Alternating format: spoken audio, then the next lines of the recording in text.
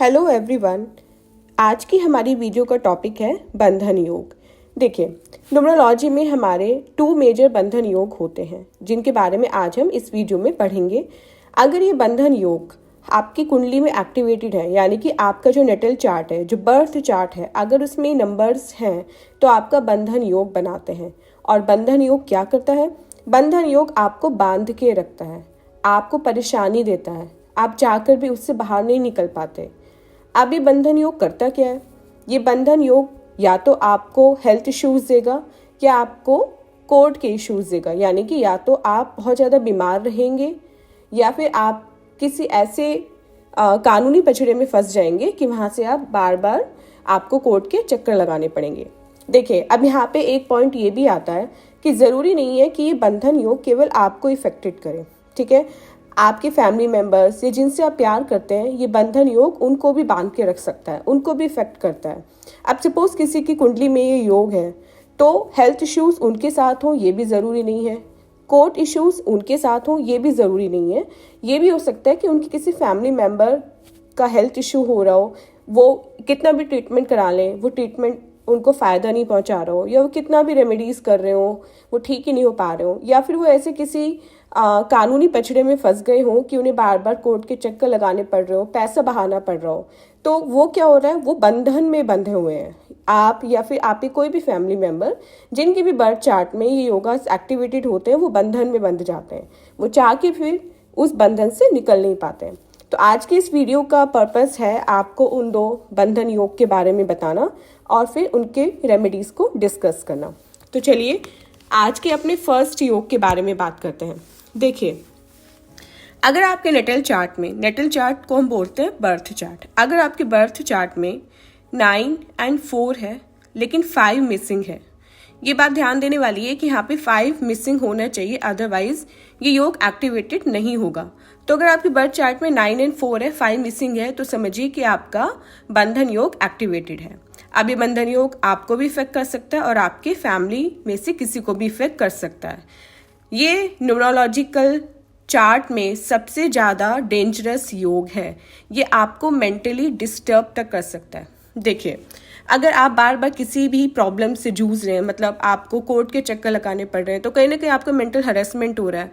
अगर आपके health issue हैं, आप कितने भी मेडिसिन आपने ट्राई कर ली, आपने कितने भी डॉक्टर्स चेंज कर लिए, लेकिन आपको फ़र्क ही नहीं लग रहा है, तो कहीं ना कहीं आपकी हेल्थ इफेक्टेड हो रही है उससे, और कहीं ना कहीं आपकी मेंटल हेल्थ भी उससे इफेक्टेड हो रही है।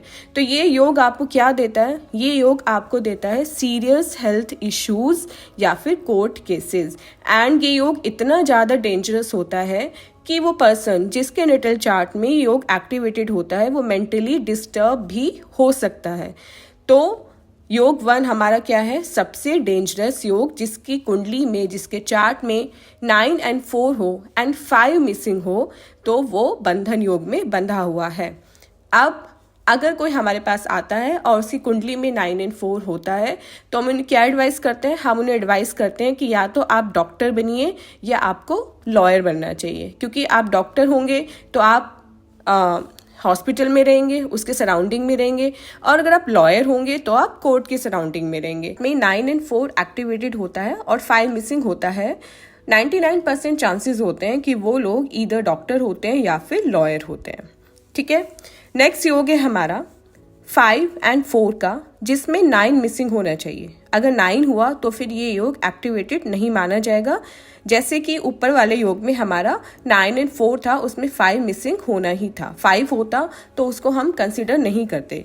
तो योग 2 में क्या होता है? देखिए, योग 1 एंड योग 2 में एक मेजर डिफरेंस पहले मैं आपको बता दूं कि दोनों ही योग अच्छे नहीं हैं। ये बंधन योग दोनों ही डेंजरस हैं, लेकिन योग 1 में कुछ भी पॉजिटिव नहीं होता। योग 1 अगर किसी की कुंडली में एक्टिवेटेड है तो उसको मेंटली प्रॉब्लम होनी ही होनी है। लेकिन योग 2 में एक पॉजिटिव साइड ये है कि अगर जिसकी कुंडली में ये योग एक्टिवेटेड है, अगर वो पर्सन ऑनलाइन बिजनेस में है, मतलब वो कोई ऑनलाइन बिजनेस करता है या फिर उसका वर्क ऐसा है कि वो टेक्नोलॉजी से रिलेटेड है, वो टेक रिलेटेड वर्क करता है, तो इस योग की सिवियरिटी कुछ कम हो जाती है। ये योग अपना नेगेटिव इफेक्ट कुछ कम कर देता है।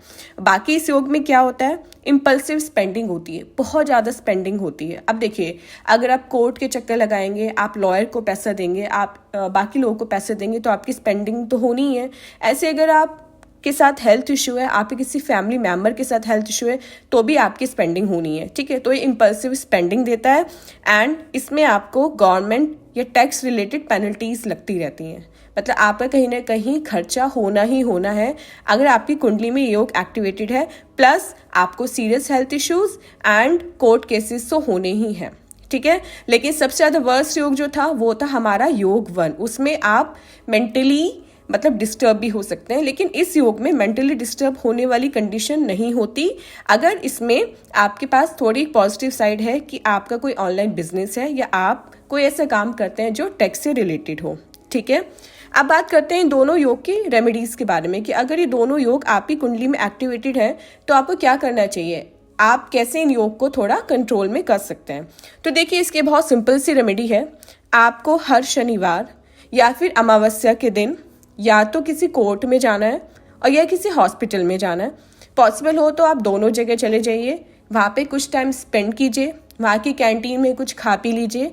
मतलब वहाँ पे आपको थोड़ा सा खर्चा करना है, 10, 20, 50 रुपए का, जितना भी आपसे बन सके। आपको वहाँ एक चाय पी लेनी है, आपको एक बिस्किट ले लेना है चाय के साथ, या फिर आप हॉस्पिटल की कैंटीन में जाके वहाँ पे खाना खा के आ सकते हैं। तो मतलब आपको कोर्ट और हॉस्पिटल के टच में रहना है। ये सबसे बेस्ट रेमेडी है बंधन योग की। चलिए, बंधन योग हमने समझ लिया, उसकी रेमेडी भी हमने कर ली। अब हम बात करते हैं कुछ केस स्टडीज के बारे में कि कुछ ऐसी फेमस पर्सनैलिटीज का आज हम केस लेंगे जो इस योग से इफेक्टेड हैं और देखिए कि उनकी लाइफ में क्या क्या हुआ। तो सबसे पहले हम बात करते हैं ऋतिक रोशन के बारे में। ऋतिक रोशन को आप सब जानते हैं। उनकी डेट ऑफ बर्थ है 10 जनवरी 1974, ठीक है।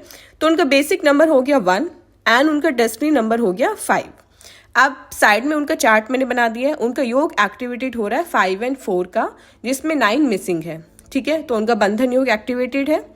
अब बंधन योग ने उनको क्या दिया, आपको पता होगा कि मूवीज में आने से पहले ऋतिक रोशन को स्टैम्परिंग की प्रॉब्लम थी, वो स्टैमर करते थे, बहुत ज़्यादा हकलाते थे। तो फिर उन्होंने क्या किया था, उन्होंने स्पीच थेरेपी ली थी मूवीज़ में आने से पहले। तो कहीं ना कहीं उनको हेल्थ इश्यूज था एंड 2013 में उनकी एक ब्रेन सर्जरी भी हुई थी क्योंकि उनको क्रॉनिक सबड्यूरल हेमाटोमा नाम की बीमारी हो गई थी, जिसकी वजह से उनको 2013 में जब वो मूवी बैंग बैंग की शूटिंग कर रहे थे उस टाइम उनको ब्रेन सर्जरी करानी पड़ी थी, ठीक है। नेक्स्ट देखते हैं बिल गेट्स को। बिल गेट्स की डेट ऑफ बर्थ है 28 अक्टूबर 1955। इनका बेसिक नंबर हो गया 1 एंड डेस्टिनी नंबर हो गया 4। तो सेम योग इनकी कुंडली में एक्टिवेटेड है लेकिन 55 के साथ, मतलब सिवियरिटी और ज़्यादा है। लेकिन यहाँ पे बिल गेट्स के साथ एक प्लस पॉइंट क्या है कि Bill Gates tech related person है, ठीक है। तो इस योग ने उनको ज़्यादा इफेक्ट नहीं किया क्योंकि उनके साथ एक पॉजिटिव चीज़ थी यहाँ पे।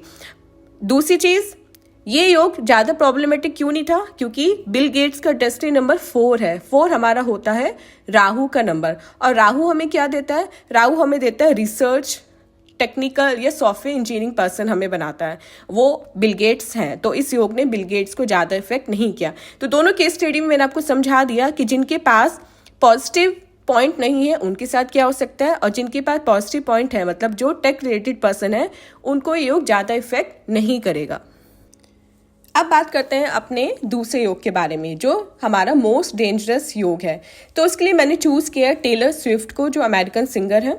उनकी डेट ऑफ बर्थ है 13 दिसंबर 1989, ठीक है। इनका बेसिक हो गया 4 एंड डेस्टिनी हो गया इनका 7। तो इनके चार्ट में हुआ 9, 4 एंड 5 मिसिंग। तो योग एक्टिवेटेड है। कौन सा योग, बंधन योग, और वो योग जो बहुत ज़्यादा मेंटली डिस्टर्ब तक कर सकता है, सीरियस हेल्थ इश्यूज होते हैं एंड कोर्ट इश्यूज होते हैं। तो देखिए, टेलर स्विफ्ट को एक बीमारी है एनोरेक्सिया नर्वोसा करके, जिसमें पर्सन जो है उसकी जो ईटिंग हैबिट्स होती हैं वो काफ़ी ज़्यादा डिस्टर्ब हो जाती हैं, जिसको हम सिवियर ईटिंग डिसऑर्डर भी बोल सकते हैं। तो इनके हेल्थ इशू हो गया एंड इनके साथ बहुत सारी कंट्रोवर्सीज भी हुई हैं, मतलब इनके साथ बहुत ज़्यादा कोर्ट प्रोसीडिंग्स भी हुई हैं, जिसमें से 2 मेजर हैं। एक तो है डीप फेक पोर्नोग्राफी और एक है टिकट मास्टर कंट्रोवर्सी। तो जो भी टेलर स्विफ्ट को फॉलो करते होंगे या थोड़ा बहुत उनके बारे में जानते हैं, उनको पता होगा कि वो अपने हेल्थ इश्यूज़ के ज़्यादा भी बहुत ज़्यादा चर्चा में रही थी और अपने कोर्ट इश्यूज़ के कारण भी।